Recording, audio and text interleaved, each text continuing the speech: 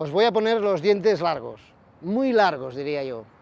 Estoy en el Jarama, que ya estar en un circuito ya mola. Pero es que además estoy en el Jarama para probar el nuevo Ford GT.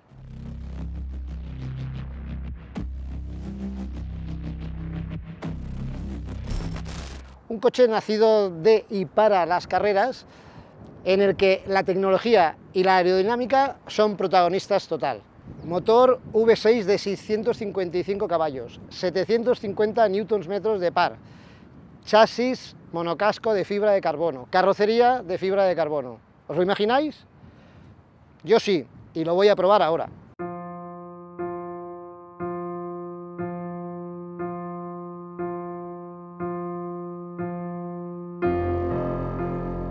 El Ford GT nació por el empeño de Henry Ford en ganar a Ferrari en las 24 horas de Le Mans, y lo consiguió en 1966. Una historia apasionante que mi compañero Néstor Abarca ya os explicó cuando fue a su presentación en Francia y que desde luego vale la pena conocer. Posteriormente, para conmemorar esa victoria, Ford fabricó el GT que veis en este vídeo, bueno, uno muy parecido, para volver a ganar en Le Mans 50 años después. Y así lo hizo en 2016 y 2017. Pero para ello, Ford Performance tuvo que trabajar en un deportivo de calle que permitiese homologar la versión de carreras, y así nació esta tercera generación del Ford GT.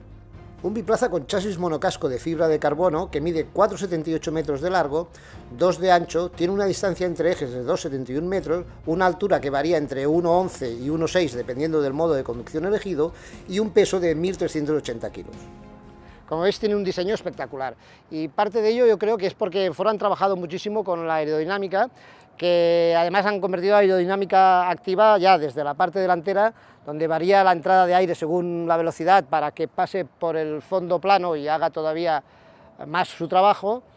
Las líneas laterales, pues se ve que es todo para que fluya el aire desde la parte de abajo, los laterales estos, las entradas de refrigeración, y en el alerón trasero, que a partir de una velocidad coge la forma para trabajar como alerón, para que tenga más fuerza aerodinámica, y además, en el momento que frenamos, tiene una tercera posición prácticamente vertical a modo de freno, y además un poco para estabilizar el tren trasero en las frenadas muy fuertes al límite en circuito. Al tratarse de un coche tan bajo, el esquema de amortiguación es de tipo push-rod, con los amortiguadores colocados casi horizontalmente que permiten variar la altura del coche cuando conectamos el modo track. El sistema se complementa con unas barras de torsión activas heredadas directamente de la competición. El fondo plano es uno de los elementos indispensables para garantizar la máxima eficacia a alta velocidad, y el GT utiliza prácticamente el mismo que los GTE de competición de la marca.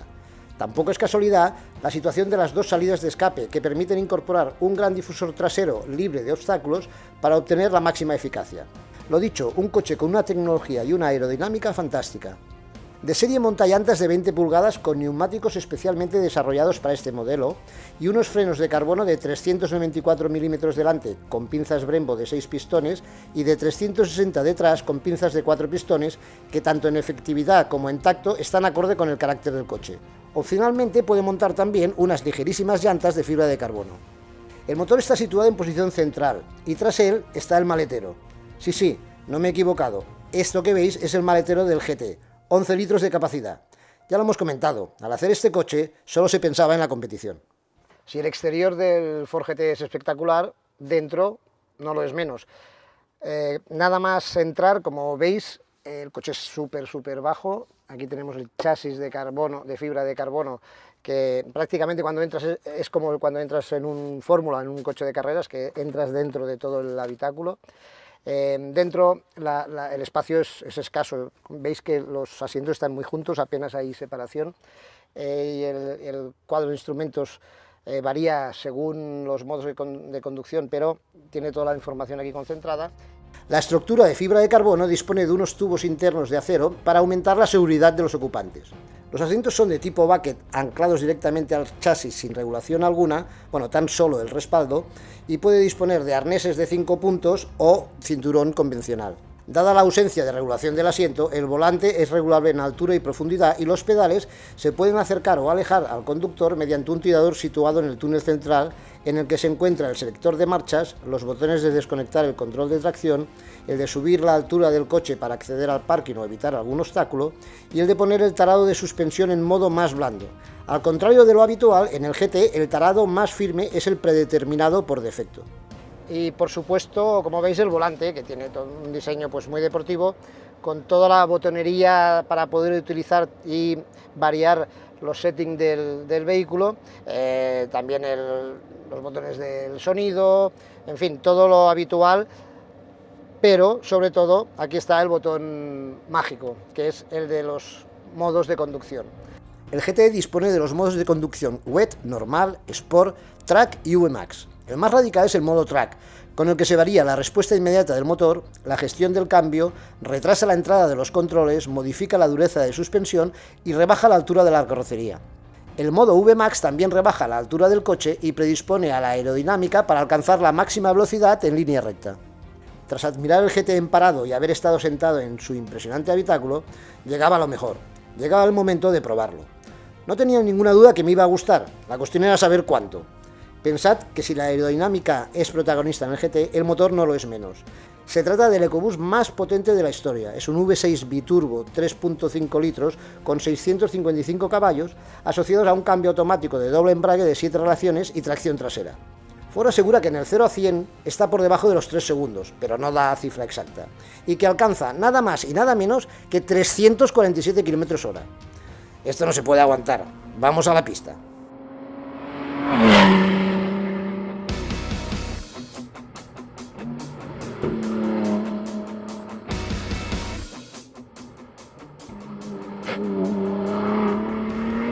Bueno, llega el momento más esperado, a la pista del Jarama con el Ford GT. Creo que va a ser brutal. Vamos a ver qué nos dice. De momento, como veis ya, el sonido espectacular.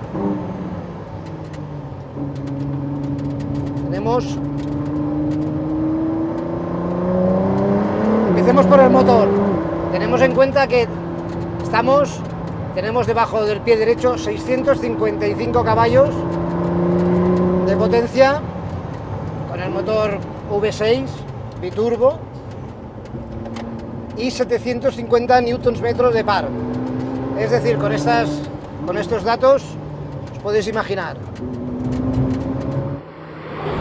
Fijaros cómo acelera, cómo va subiendo de vueltas.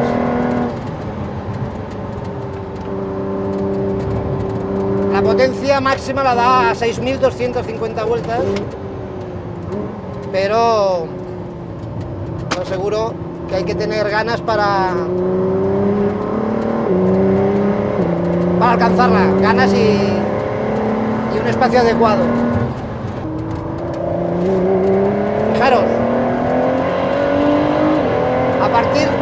Fijaros a partir de 5.000 y pico cómo cambia el sonido, empieza a rabiar y es cuando da el estirón final. He llevado coches deportivos y os aseguro que de momento este transmite una sensación que pocos me la han transmitido.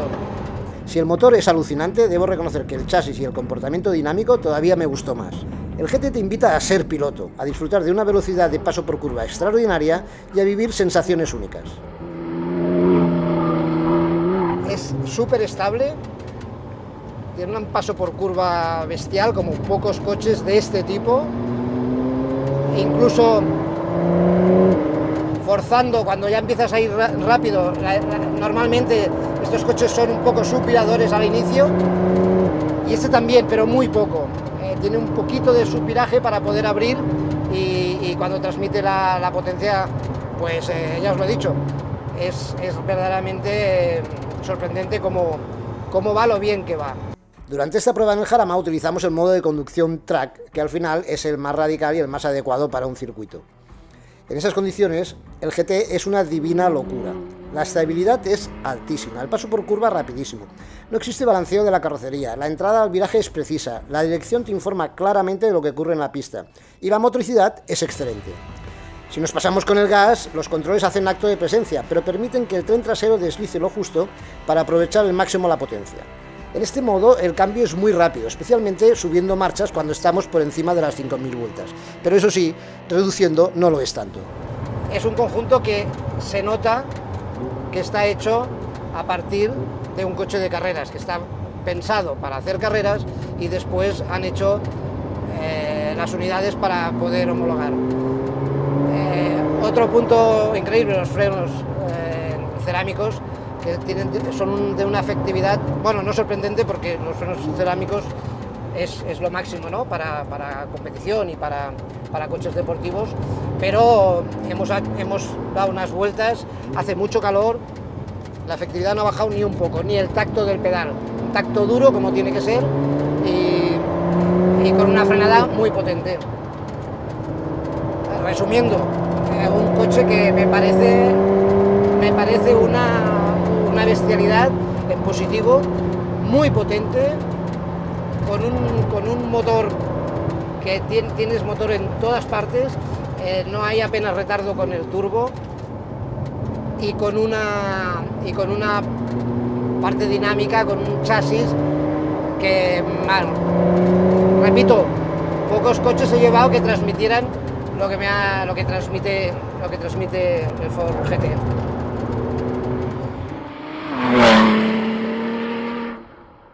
Bueno, como suele ser habitual, todo lo bueno, todo lo divertido pasa deprisa y se acaba pronto, o al menos la sensación de que se acaba pronto.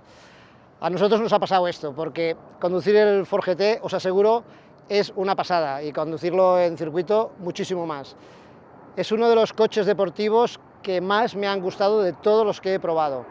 Transmite una sensación de carreras brutal. Es verdad que prácticamente nació para poder homologar el coche de carreras, pero es que se nota que ha sido así.